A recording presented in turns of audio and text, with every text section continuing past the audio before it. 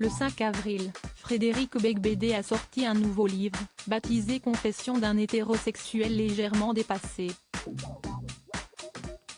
En promotion, l'écrivain de 57 ans était l'invité de l'émission Quelle époque, diffusée sur France 2 samedi 15 avril. Il a alors évoqué ses propos dans son ouvrage, qui ont fait polémique, mais aussi son addiction à la cocaïne, dont il parle désormais librement.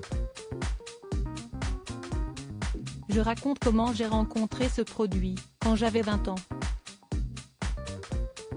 Il y avait un peu une sorte d'idéalisation de ce comportement-là, a-t-il déploré, en faisant référence aux films de Scorsese, et aux romans qu'il lisait.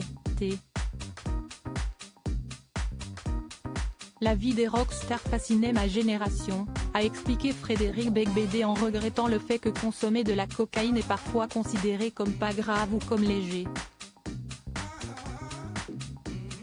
En fait, au début, on a l'impression que ça ne fait rien quasiment.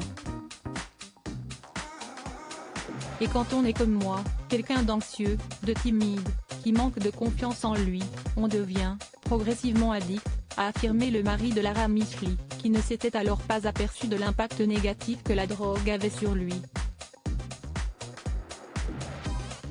On devient dépendant et on pense qu'on est plus fort que le produit, et ce n'est pas le cas, a-t-il détaillé avec franchise.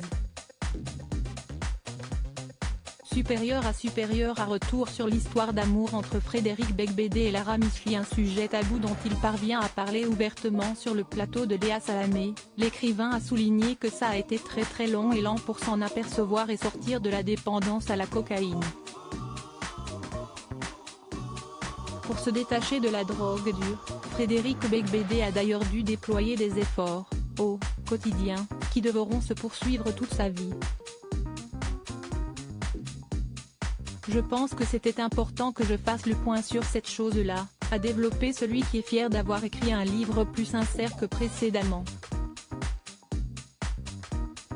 C'est un sujet tabou, et quand vous dites ça, après, vous avez des blagues à vie, a regretté l'ex-compagnon de Laura Smith, qui n'a toutefois jamais pu écrire quoi que ce soit en étant sous l'influence de stupéfiants, ou d'alcool. Article écrit avec la collaboration de 6 médias Crédit Photo, Capture Écran France 2.